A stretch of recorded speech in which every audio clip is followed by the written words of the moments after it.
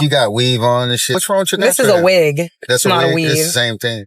I think weave is more of an investment than a wig. I keep it in a protective hairstyle because it works better for my schedule. I got you. And what I do actively, because there's just no way I'm going to spend an hour in the morning and an hour in the... They are, aren't they? No, my legs are hairy. Yeah, they are. They're fucking hairy. They're hairy. What about my toes, though? I need some Band-Aids. Wait, tell me about my toes one more time. I'm sorry. What are you doing, record this? Yes! I need it! Their feet are busted. Busted? You see that shit? The chip paint? The paint don't even want to be on them. They just bust. Look at that shit. And what do you want to do to them? Nothing. You want to get my toes done. That's what you said. Yeah. You brought it up. Okay. Well, see, there's a cheap shit. Welcome back to the Black Tea Podcast family. Today we're diving into some very, shall we say, revealing stories about the dating scene.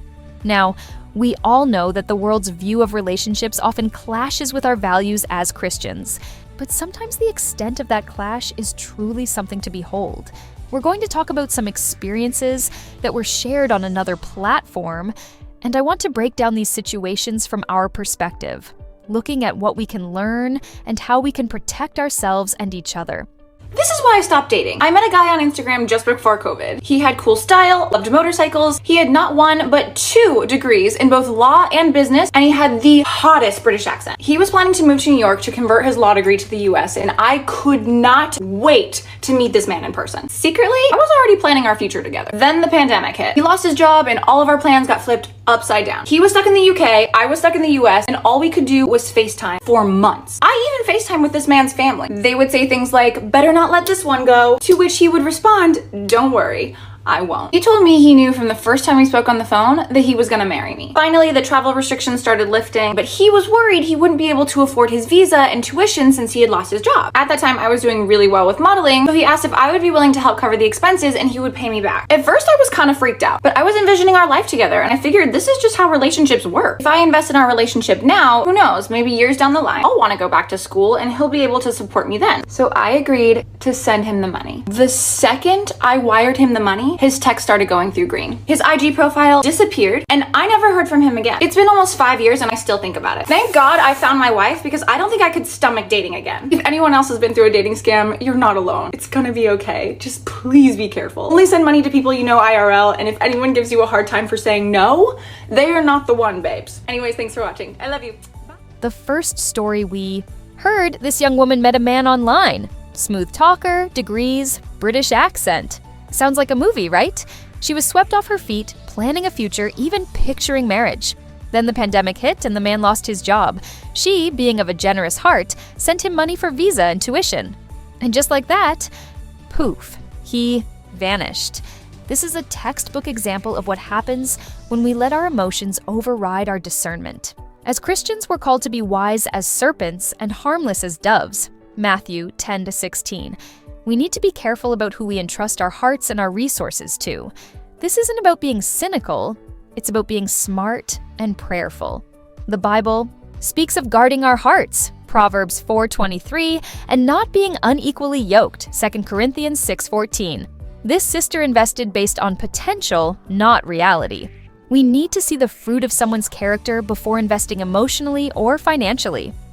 I found myself stepping into a role that I never thought I was even qualified for, a sugar mama. Trust me when I say it wasn't a conscious decision. I had been working so hard in this job I was at. I mean, I'm doing graveyard shifts, an early morning shift straight after. And after putting in the work, my hard work eventually paid off, and my workplace rewarded me with a very sweet pay rise. Now, looking back, I shouldn't have said anything. I was so excited at the time, and I told the guy that I was dating. But I couldn't have told him at a worse time, because he'd been given the news that he had just been let go of his job. Despite the setbacks, I believed in his resilience, and I dedicated time to help him with job applications and interview preparations like a good woman. And because of this, I found myself spending more time at his place. I even remember there were times where we would even get hungry, but I knew he didn't have money, so I would order and take out for us, which I didn't mind paying for. However, the red flags really started red flagging when I realised I started to pay for a lot more than just takeout. For example, we'd be at Tesco's, I'd be buying my food or whatever, and while I'm in the checkout section, he would then come and add his own items to my groceries. The first time this happened, I didn't take any notice of it, but then he just kept on doing it. It started to really annoy me.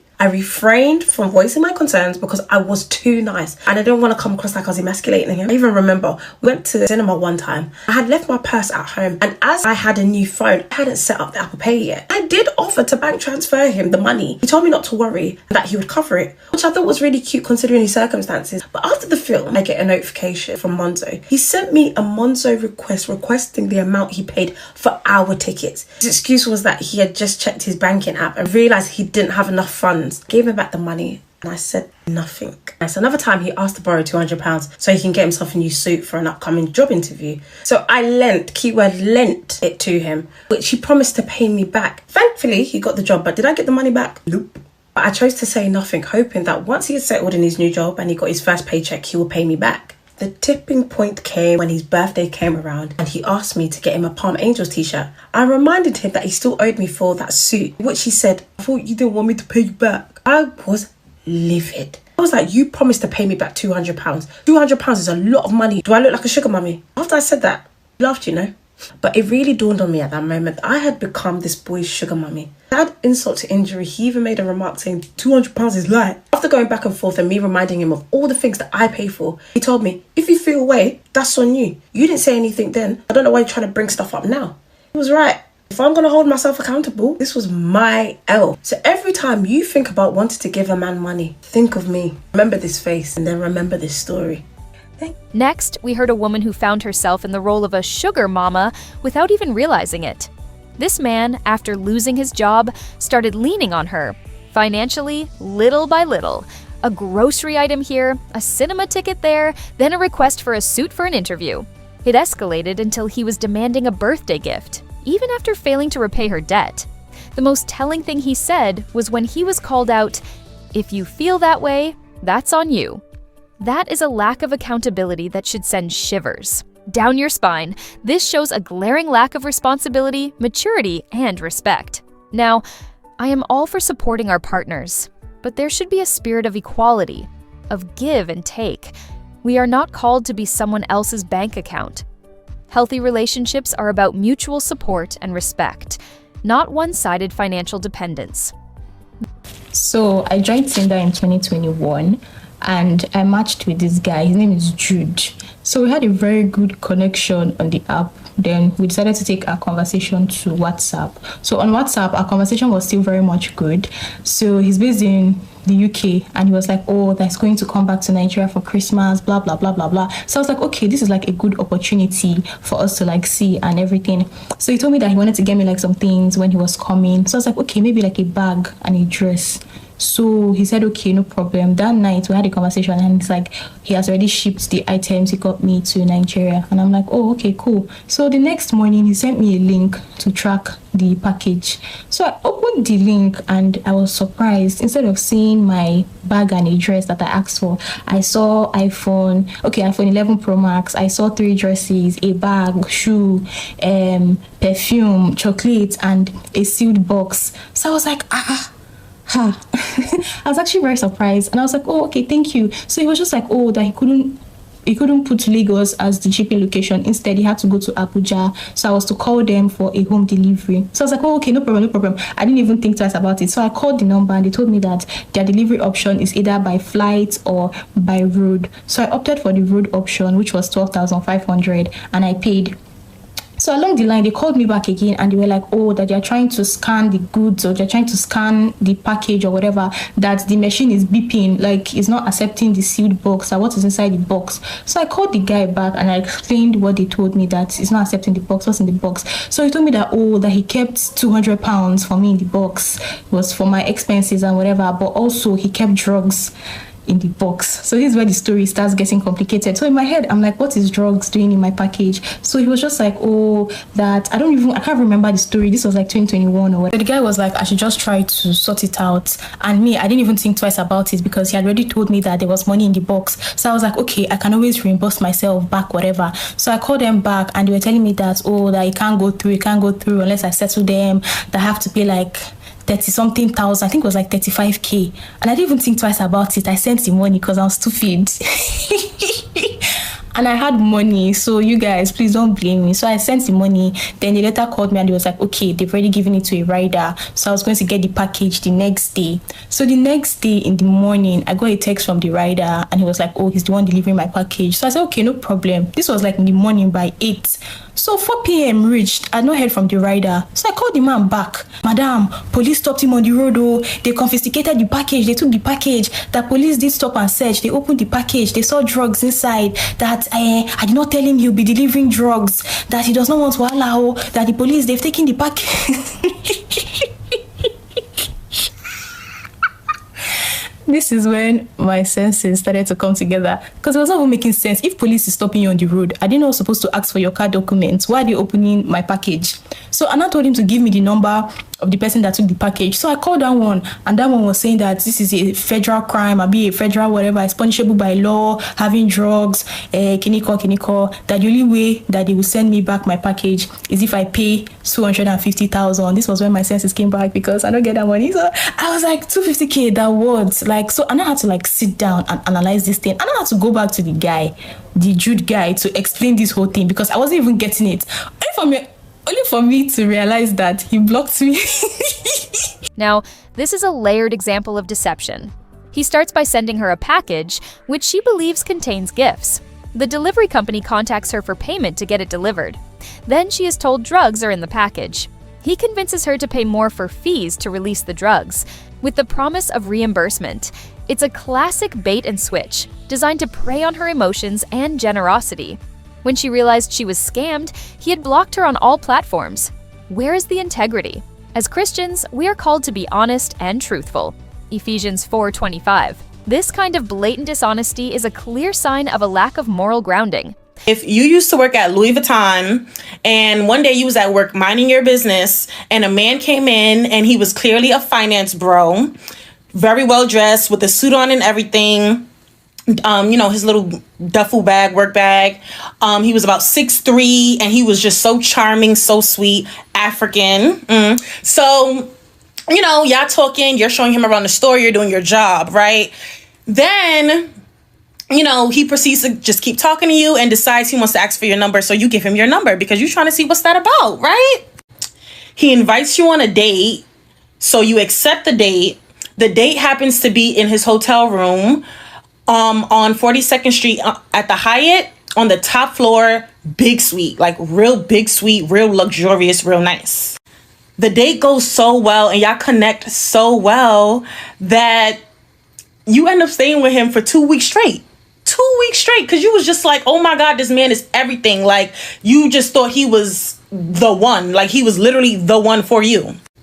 So you have your first date with him. You spend a couple days with him. You go on your second date now. The second date is at one of his favorite Italian restaurants. He takes you, you have a great date, and then he proceeds to have a conversation about how he wants to put $100,000 in your account and how he wants you to use the money to, open up a business or, join partners together. And he said that he has multiple accounts offshore, and he just wants to get the money out, so he needs your help to get the money.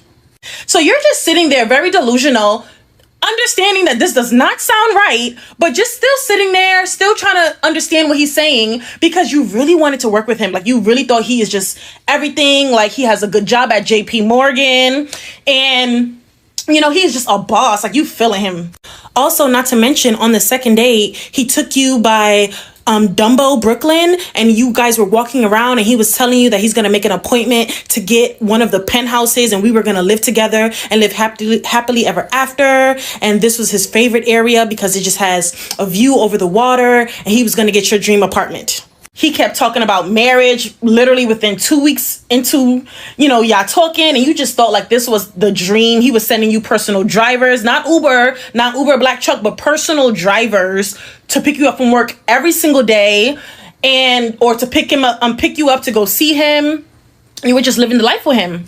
Then a few weeks go by, and then he says that he wants to send you $10,000 just for fun, and you never get the $10,000 to your bank account. So you're just wondering, and then you realize that the check doesn't look so real that he texts you.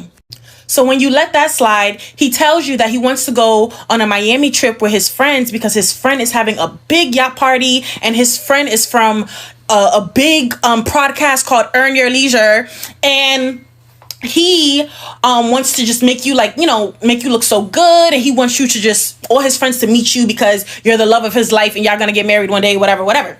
So now you proceed to ask him to buy you an outfit, but he couldn't buy the outfit for whatever reason. So you proceed to buy your own outfit because you're delusional. But you didn't mind because he bought your flight, which was a first class flight to Miami, which was cool. So then when he bought your flight, you said, we need an Airbnb, and he picks a very expensive Airbnb. So he tells you to book the Airbnb, and he sends you his credit card, and you're thinking like, ooh, my man's sending, the credit card to me. It's lit. Like, I got a man that's, sending me his credit card. So you go on Airbnb, put the card in. It's an American Express card. And you book the Airbnb that he sent you, which was $5,000 under your name and under your Airbnb account. And it goes through. So you're happy. You're like, oh my God, like, this is going to be the best Miami trip ever because you with the ballers. But then about like a day or two before the trip, you get an email from Airbnb, and they're telling you the card you used was fraudulent. So you go back to the card because you're like, you need to step out of this delusion.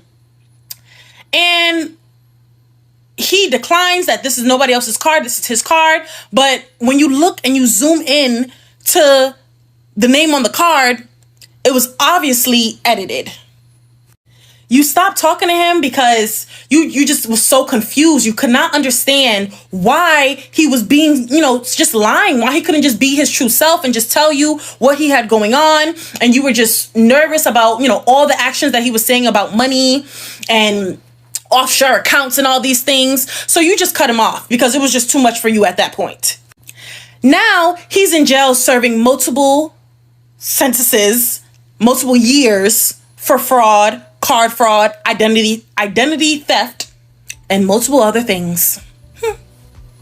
Finally, let's talk about the finance bro at the Louis Vuitton store. This man, with his big talk of offshore accounts, penthouse apartments, and marriage after 2 weeks, is a walking red flag. He's a master of charm, making her feel like she's living a fairy tale. The personal drivers, the luxury hotels, it's all designed to create an illusion of wealth and power. Then, the fraudulent credit card for the Airbnb booking. It's a calculated scam to manipulate and exploit her. This kind of behavior, putting on a front, is a far cry from the humble and honest character we are called to embody. Philippians 2:3-4. This man's true nature came out in his lies. Remember, actions speak louder than words. If someone's promises sound too good to be true, they probably are. Now, what do all these stories have in common? They all highlight a dangerous pattern of deceit, manipulation, and a lack of godly character. They reveal the emptiness of the world's definition of success and happiness.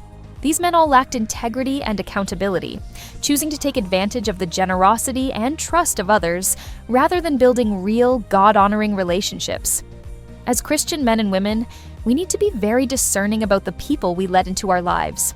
We need to seek guidance from the Holy Spirit and surround ourselves with a community of believers who can offer sound advice. Don't rush, pray for discernment, and don't ignore the red flags. In a world that's increasingly chaotic, we must stand firm in our faith and rely on God's wisdom. Thank you for joining me today, family. Let's continue to pray for one another and build relationships that honor God. Please share your thoughts in the comment section and be sure to subscribe and share this video. Until next time, stay blessed.